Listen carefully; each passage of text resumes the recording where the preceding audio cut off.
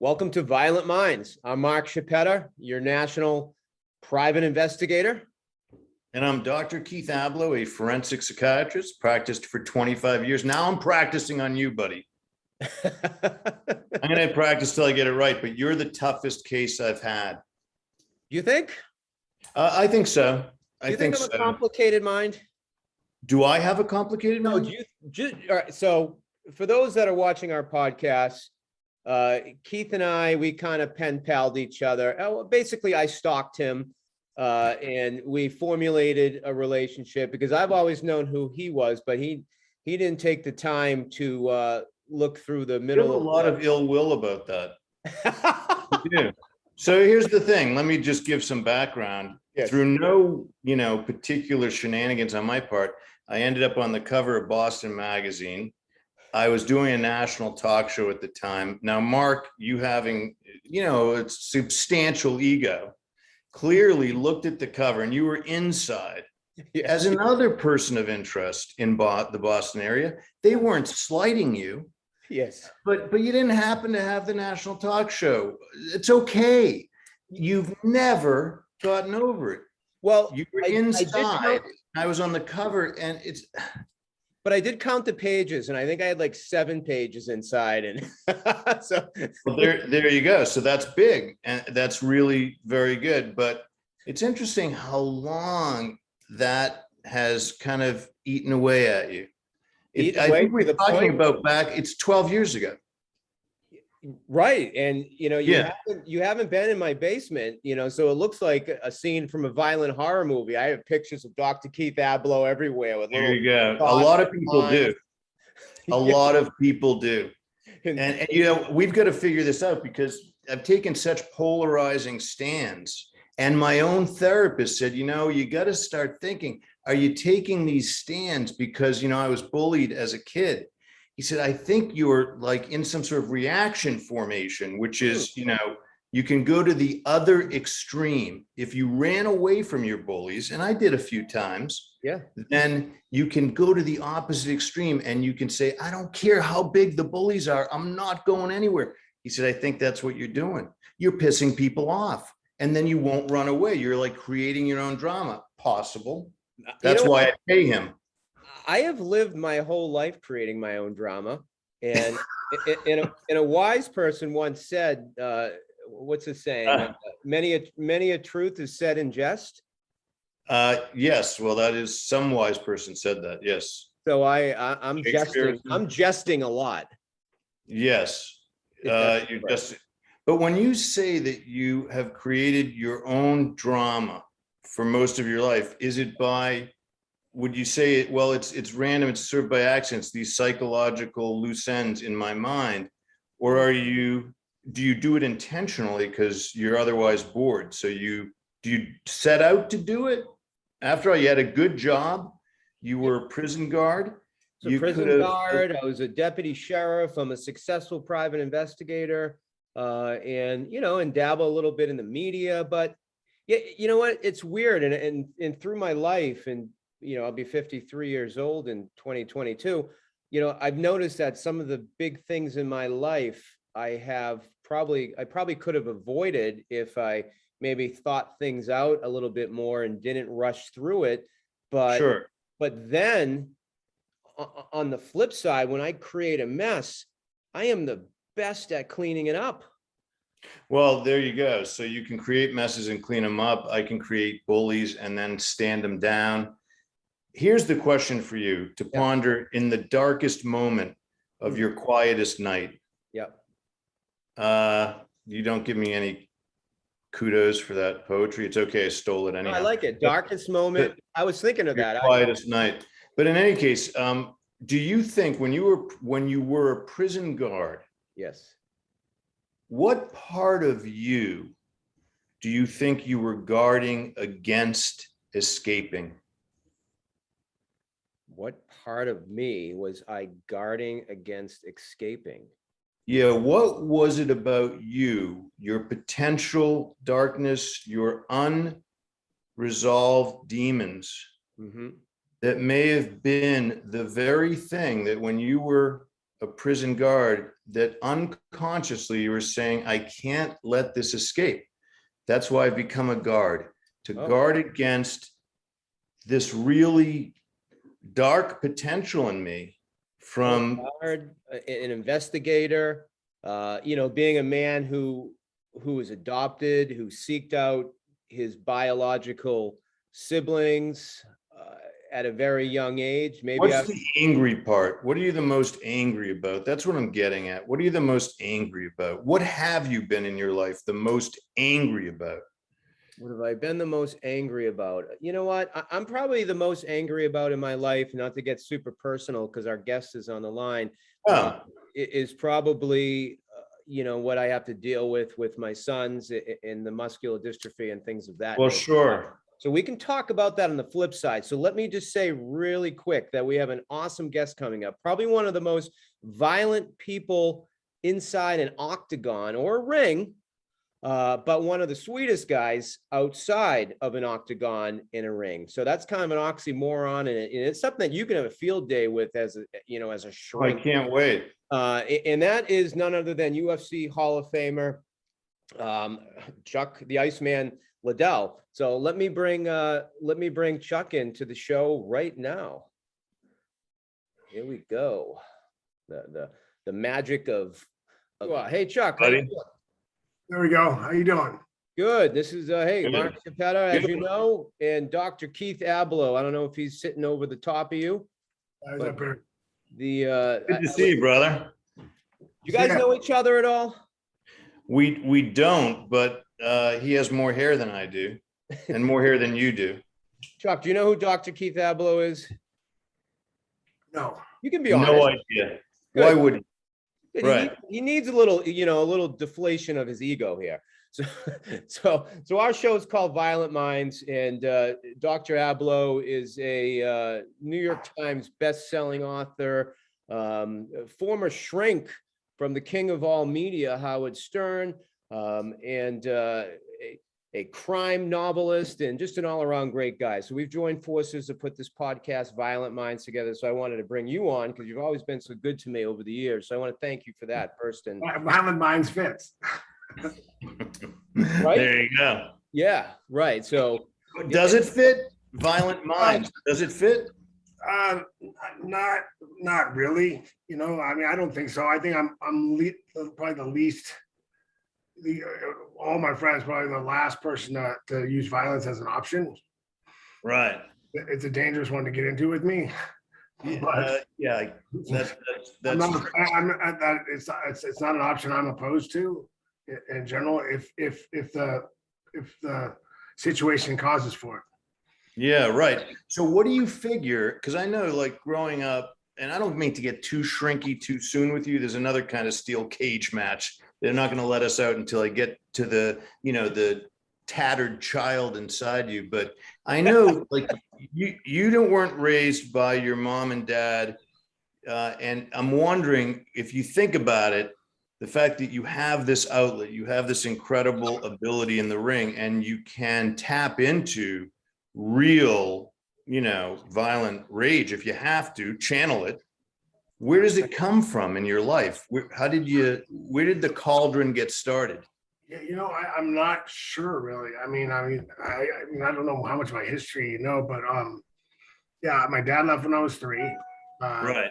He tried to I never talked to him. He died a couple years ago, I think. And he sent his kids out when I was, I think, 28 or 29, right after I fought in the UFC on TV to try to connect with me. And I wasn't having it. I had no interest really in talking to him. Because he had walked out. He walked out. I told them, the whole story. When they went out, they wanted to talk to me, and they said, "Well, you only heard your mom's side of the story, but your dad was like you." I'm like, "Hey, my mom's side of the story? Are you kidding me? The lady that raised me? Yeah, that's the only story I have." So, right. We have my grandparents had the same phone number and the same address as when he left. He's 25 years too late. Yeah, I hear you. That was kind of. Yeah, right. I think there's a lot of. I got a little angry, and I was surprised because I thought I didn't care at all. Yeah. growing up. Right. He was never there. My grandpa stepped in. I moved in with my grandparents when I was 8. Okay. And he really became my dad. So, Right. And so you had people around you who loved you. You knew that they did. Yeah, 100%. I had that. They always, I grew up. I was really interested in martial arts. I love fighting. I love. Yeah. I learned. I was really interested in martial arts. I love fighting. Fought a lot in the street.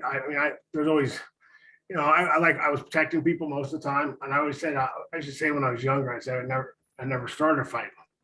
Well, I never let you out of it real easy either. When I was about 21, 22, I figured, it just wasn't worth it fighting these guys. It's causing too much trouble, too much headache, and there wasn't much competition, to be honest. Sure.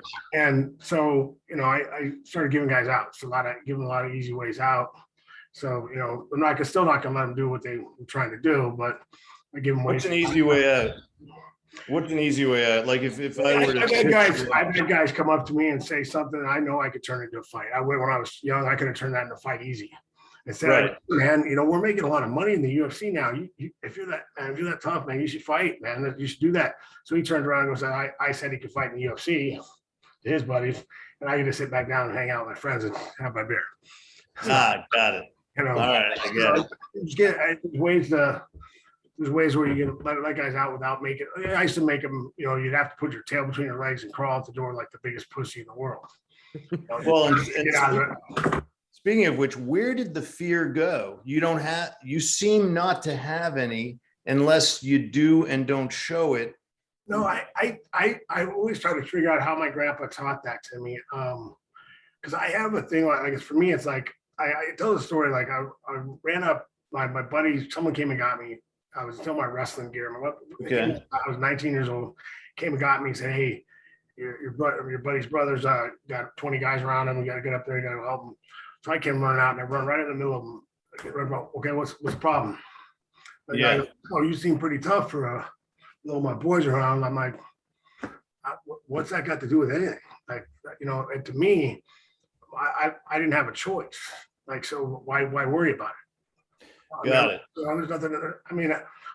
If you're getting beat up by 20 dudes, I better be getting beat up by 20 dudes too. If I'm your friend, or my grandpa roll over in his grave. So, it was just kind of like I always felt like, or guys ask me, "Do you ever walk in a bar and measure it like, if you can fight that guy, if you can beat that guy?" And I said, "Why? I don't want to fight him. Like, I'll figure it out. Hey, if it happens, if he comes over and something happens and we have to fight, we'll figure it out then." Wow. Right. Well, I did say prior to you coming on, Chuck, that you're one of the most toughest, violent guys within a ring or a cage, but one of the nicest guys outside of a cage, which is a crazy phenomenon. Me personally, I'm not very tough, but I will tell you, Chuck, back in the day, I had a Vale Tudo fight in Rhode Island, Massachusetts. I was on the same card as Tim Sylvia. That's cool. And I was 30 years old, and I come from wrestling pedigree like you do, and I regret at that point. I had little kids at the time. I'm like, this is too violent for me. I can't be doing this.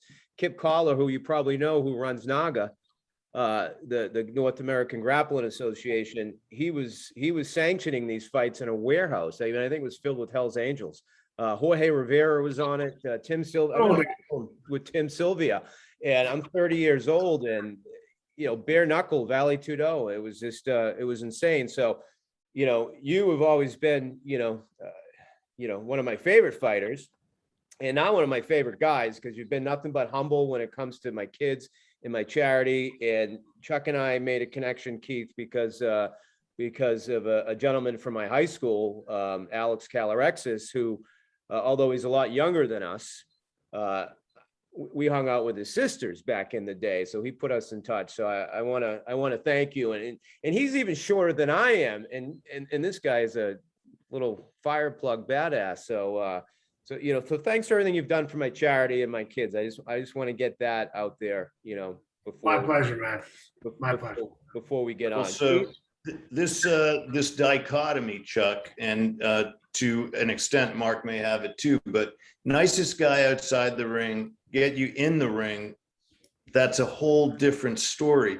When you're in the ring, what are you feeling? Are you feeling like, look, I got a job to do here. I have to win. Are you thinking No, I'm mad? Or are you thinking I'm excited? This is great. I'm not an emotional fighter. I don't get angry, but I do see blood in the water. Like if I can see your eyes gloss over, I hit you and he's close. I got to get him again. Go, go, go, go. So you get that killer instinct, that time, time to go. And I'm really trying to hurt you. I'm trying to end you in there. I'm trying to put my hand through the back of your head. But when I tell you, I hope you're all right. Like I am, So there's no resistor in the circuit. For instance, if I were in the cage with you, now I have no experience at mixed martial arts, but if I somehow arranged to fight you, you're not going to stop short of the most damage you can do. You're not going to be like, oh, I'll throw Keith on the ground and he'll quit. That's it. I'm not going to get into we're talking about a different thing. I mean, if we're competing against each other in front of me,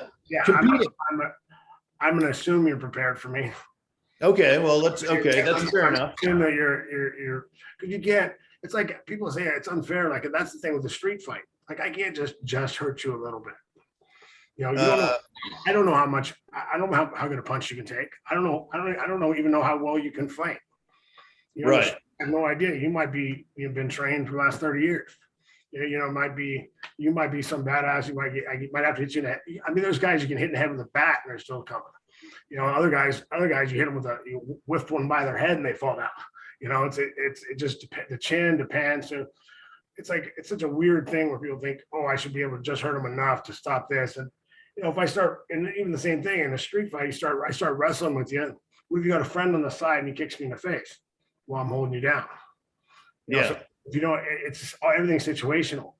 Like for me in a combat situation. Sure. Plus, if I've got my kids with me, my wife with me, it changes things completely.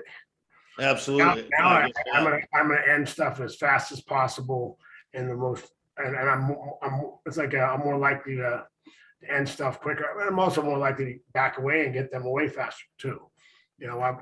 That's my number one goal. When's the last time in your life, the last time you can remember being afraid? Last time in your life? I mean, take me back if it was 2 years old, whenever. What's the last thing you remember being afraid of? I mean, an unnatural fear or something. I mean, any fear. I was one of those things. I wasn't a big fan of big animals because I know they're strong, they're big, and I'd say kept my distance usually. But if I had to, when my daughter was riding a horse and started to buck, I ran up and grabbed him by the face, pull out the thing. I wasn't. Right. I needed to move, so I'm not. I'm not afraid of it. It's kind of like I'm respectful. Can you imagine something about which you would be in fear? One of the things I would say, the only thing that really scared me is the not being around to protect my family and my kids. That's favorite thing is that's kind of like not being there and not being able to stop someone from hurting someone I care about, and it really kind of gets to me. They're like that's the one thing I just really got. If I want something that bothers me, but I don't. I mean, yeah. I don't have any. I mean, I don't mind being up on high. Heights don't bother me. I don't know, roller coaster. Why would they? Yeah, no. Actually, I just got a little bit of goose flesh there. You got to me because that's very human. The fact that you'd say the one thing that makes me afraid is the thing that my dad didn't do for me. How can a guy leave his 3-year-old son and not worry about whether you're going to be okay? It's unthinkable. I mean, he had demons. I feel the same. Because I've got kids, and that's, I just don't. How do you do that? Right. And if you had to think about, do you ever, by the way, in order to get really pumped in the ring, do you ever think of something like picture someone or something that gets you that much more engaged and focused? No, actually, I'm I'm pretty methodical when I fight. But I love fighting. I loved going out there, like, and it was just okay. It's time. Like I took time to enjoy the crowd walking out, like having fun with it a little bit. Right. I walked that cage, it was over. Like I was ready. I was dialed in, ready to go. Well, Mark, do you love fighting? Do you love fighting like he does, or do you love it? No, well, you know what? I got into it well, I mean, I come from a wrestling background, like I said, and then, the mixed martial arts, Valley Tudo kind of came around and I got involved in it. And you know what? I loved the training. I loved the camaraderie. I loved the gym.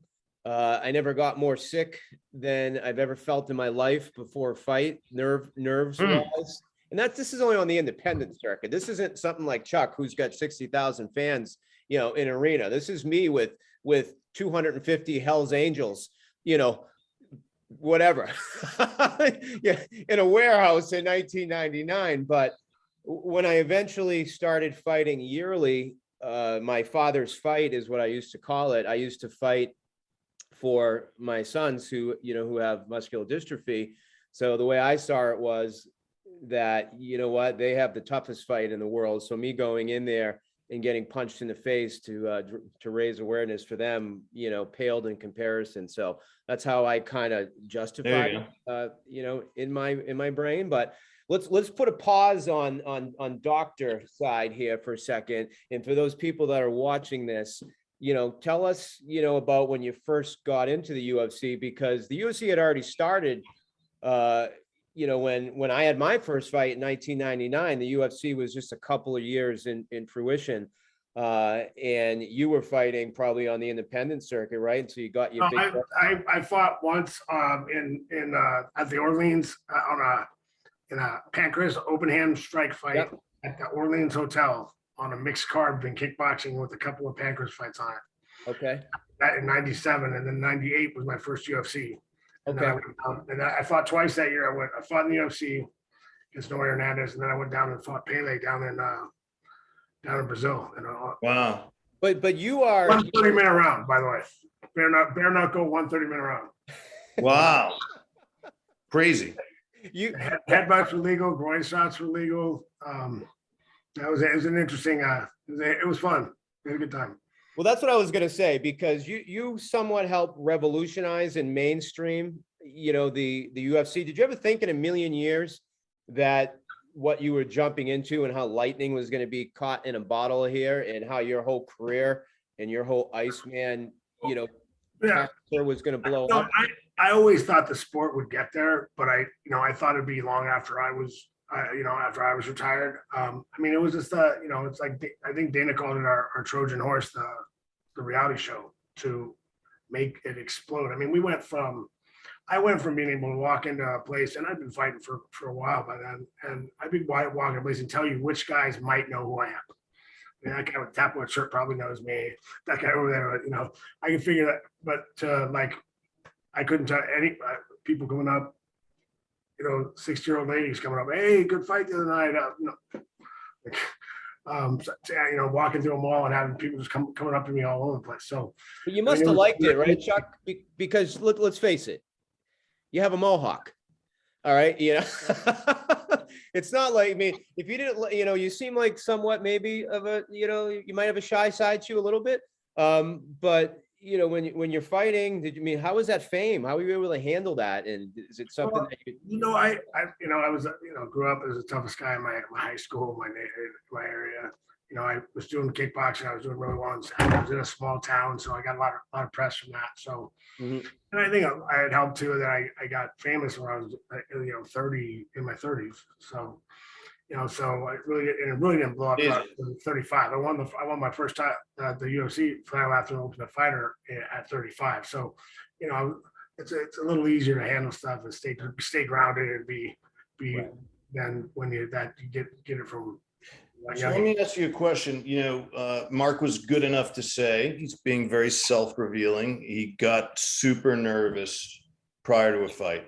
So whether it's that or, people get performance anxiety, people get scared in life. I mean, he's not saying he was scared, he had anxiety. if you were dispensing the Chuck Liddell prescription to defeat anxiety and fear, what is it? If you were to help other people, how do you do it? I try to explain it. It's always been for me. I was always a really good test taker, right? Yeah. I'd cram, and I was not good at studying ahead of time, but I'd cram and I'd study right up to it. But as soon as I shut the book and I couldn't study anymore, I just relaxed. There's nothing left for me to do. Worrying about it's not going to help. Just go do the test. And I do the test, and I'd outperform what I should have done. Always did as good as I could have done. Got it. And I feel the same way about fighting. I get ready. I get ready. I get there, and I'm training hard. I know I got to get this done. I got to get that done for the fight. I get that done. But when the last sparring session, last training day is over, I'm done. Now I just get the reward. I get to hang out, relax, and kind of keep warm, work my whole week. Do the PR, do all that stuff, and I enjoy all that stuff. And I have a good time. I talk to people, relax, and then I get a fight. I get my reward. I get to go out and fight. So. But the real purpose behind it for me was I convinced myself that worrying about things like this is not going to help you. It's actually going to hurt. So why do it? Why do it? So, cram, get ready, get prepared for your thing.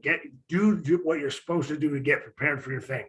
But when it starts, relax. Got it. There's no more. There's nothing else left to do. There's no more preparation you can do. There's no more. You've gone through everything. You want to go through it again? Fine. Some guys like to just go over and over and over. Fine. But once you're ready, no more film. I just think sitting there just it burns energy where you need to be recovering and relaxing before your fights.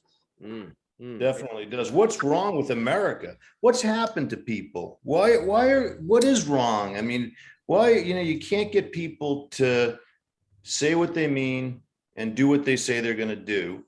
And what do you think's wrong in general with people who can't get in the steel cage, whatever it is for them? They won't go, or they won't really go, or what? Some people, it's tough, and that's a big thing for a lot of people walking. One of my buddies I grew up with, he's he's one of the better street fighters I know, and he's like, man, I don't know how you do it. I know how you walk out in front of everybody and just go. It's one thing when it happens, it comes up, I have to do it. I got to do it, but to get prepared for it, walk out there and be out in front of everybody and put it, and have to do that, I couldn't do it. So it's a different thing for people. Some people worry about that. But I've had a pretty good, I guess, even with all the social media and all that stuff that came up mostly after I was done fighting.